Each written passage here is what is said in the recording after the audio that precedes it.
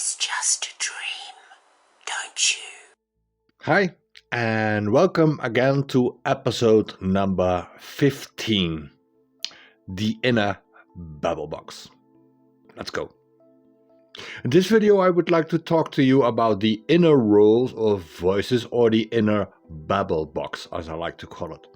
The inner babble box is a combination of internalized voices that urge us to act and behave the way we do, and in a way, as you are finding out, is not actually helping us to become happy or to receive proper love. That's also not the task of the inner babble box. Because of our fear of getting disappointed again, which makes us feel unsafe, this inner babble box urges us to be or do things that makes us feel safe and confident, not necessarily happy. This part of the inner babble box is not really interested in love or happiness. Its only task is to keep you safe from any danger, to protect your vulnerability, and to fight off any threat imposed on you via the aforementioned triggers that pull you out of your IPS, the inner peace state. Let's meet the part of your inner babble box, your bodyguards, your security guards of safety. Number one, the first one, the protector. This character's main role is, of course, to protect you. He's the guardian of your inner castle, fiercely posted in front of the entrance of your inner castle of vulnerability. This protector will do everything to keep anyone out that might hurt you. Even more, just to be safe, the protector keeps out anyone, just to avoid any threat to your vulnerability. The protector is the rational mind, emotionally distant like any soldier who must shut down emotions to function properly, cold and harsh if necessary, to anyone coming too close to your throne of vulnerability. Do you recognize this character? Okay. Next one, the inner critic. This voice will always have something to nag and criticize about you and how you act or perform.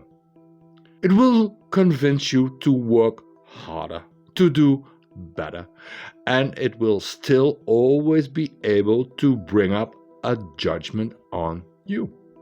The inner critic does not really want to hurt you. Moreover, the inner critic urges you to keep yourself safe by criticizing you, so you will do more and be better to live up to any expectations the outside world may have. This way, the inner critic also tries to bring safety into your life, to avoid disappointments from the outside world when they judge you. It will also tell you sometimes to stay low key. Don't stick out your head, it might get chopped off.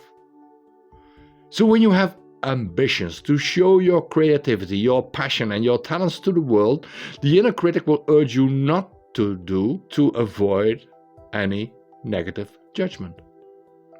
And it will assure you to stay low because you are not good enough to receive appreciation from the outside world. At least that's what the inner critic tells you. Next one, the pleaser. We spoke about this role before in our previous videos. The pleaser also attempts to bring you safety, mainly by constantly pushing you to put other people's needs first and yours second or last. Don't have your own desires. Take care of other people's desires and needs first, or else they may think you are a selfish person, and if they think you are a selfish person, they will dump you. Put them first, and they will give you appreciation in return. Next, the perfectionist. The perfectionist urges you to be and do perfect. And if you are perfect, people will appreciate and validate you, and again, you are safe. Do I still need to explain why perfectionism is unfeasible and a huge source of stress? The moment you think you have reached the level of perfectionism, The perfectionist in you just raises the bar a little more until you are exhausted. The last one of this team to protect your safety is the punishing parent. This internalized voice that harshly speaks about who you are and what you do. It's never satisfied. This voice often represents one or both of your parents and how they spoke and acted toward you in the past or even still in the present. Every time you do something or even think about something, somewhere in your mind you hear this parental voice as if your father or mother are already responding to your thoughts or deeds in your head. Please remember, this protective team is there to protect your safety and make you feel confident, even if this means that you will never reach a level of happiness and sincere love, self-love.